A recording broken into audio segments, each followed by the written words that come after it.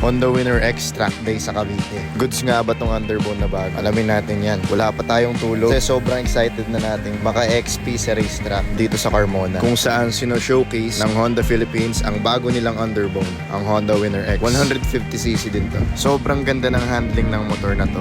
Promise. Pero klaruhin muna natin yung sumisirkula na tanong na naririnig ko rin personally. Yan, pag-usapan natin tong bank angle sensor ng Honda Winner X. Kung gets mo na to, good for you, skip ka na. Sa mga hindi nakagets, panoorin nyo to. Ang karaniwang kasing reaction ng iba, yung konti lang, sa feature na to, pwede ba yan i-banking sa Marilaki? Tapos lalo na to, track day kami, pwede ka bang bumanking sa racetrack? Ang sagot dyan, malamang. Medyo nakakalito din kasi itong picture na ginamit nila. So, ano ba muna ang bank angle sensor?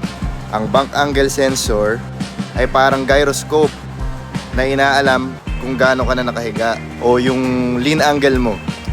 Ngayon, nakalagay dito, ayan o.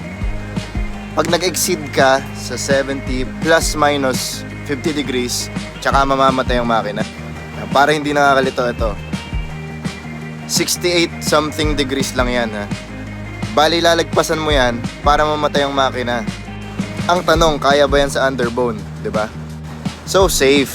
Kaya nga safety feature yung bank angle sensor eh. Hindi puro issue feature. Kaya kahit magliligo ka sa Honda Winner X, hindi mamamatay basta-basta yung makina mo.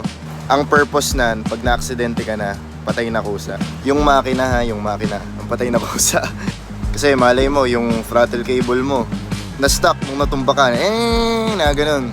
Tapos so, para walang mangyaring iba pa, nadagdag pa pag natumba ka. Tumalsik yung kadena, yung gulong, kung ano, patay agad. Para din klaro ha, yung iba lang. Akala, ito din yung bank sensor o yung O2 sensor.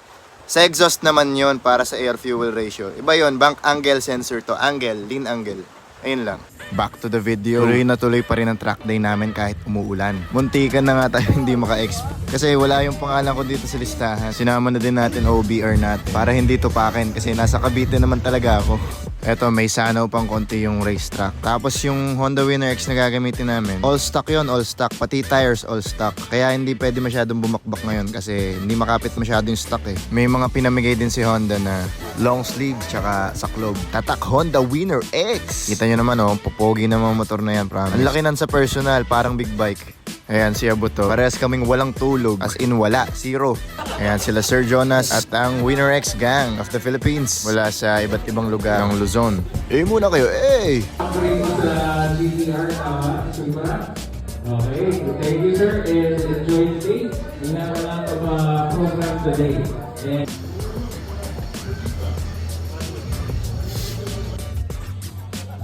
check. Alright, announcement.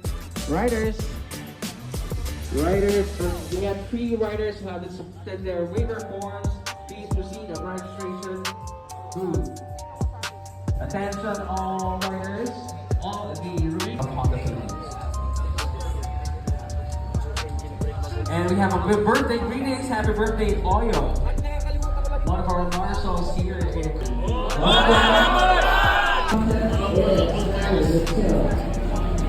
from today up to August 13th, to all past riders on the gate, we will close gate. No littering daw. May N at O naman. Ayan, swerte, nanalo pa tayo ng bag mula sa Honda. Ayos din naman eh, funny pack yan. Ayan, simulan na natin yung video. Smooth mag-downshift ng Winner X. Yes, sir.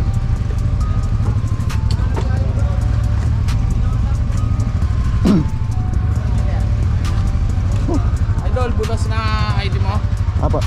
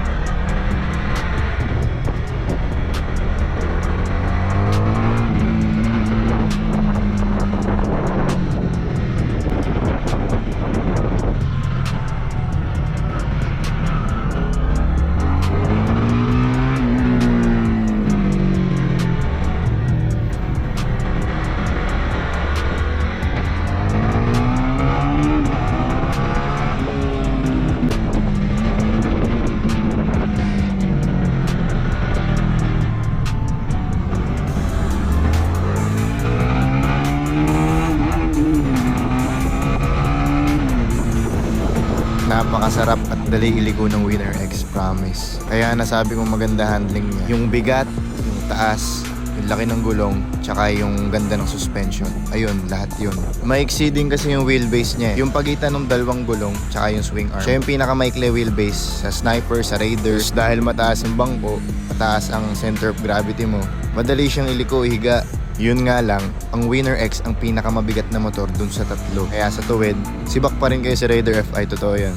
Ang gaan-gaan nun. Pag mas mababa ang motor at mas mahaba ang swing arm, mas malakas sa tuwid. Ang maikling swing arm naman at wheelbase at mataas na bangko at mataas na motor, mas maganda sa cornering. Sa forma, nasa inyo na kung anong pinakatipo nyo. Kung pang daily, hindi kayo mabibitin sa power dito eh. Saka napakatipid nito sa gas. As in, hindi sa pagiging OA, mas matipid pa to sa Honda Click, promise.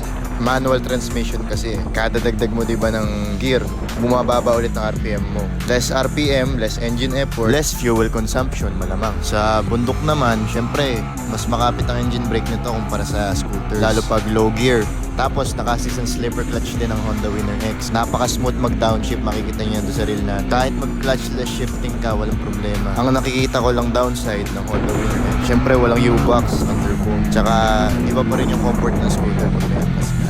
Pero kung pang long ride, wala, ito pa rin. Promise, para sa akin, ito ang pinakagusto kong 156. Isa pa palang downside, syempre kasi bago. Pero kahit sa ibang bansa, parang ang hirap niya i-format. Ang ganda ng itsura niya pag stock. Siguro, performance na lang talaga yung upgrade mo. Pero kung mahilig ka magporma ng motor, ng parts, or mag-show, iba eh. Iba yung mga concept ng Sniper at Raider na kapagod. Kaya, kung all stock man ka, bagay na bagay siya ito. Ang taas pala pati nito. Pag medyo kinulang ka sa height, medyo mahirap. Ang height ko sa medical ay 5'8", pero tiptoe pa rin ako pag nakasagad ako sa bangko.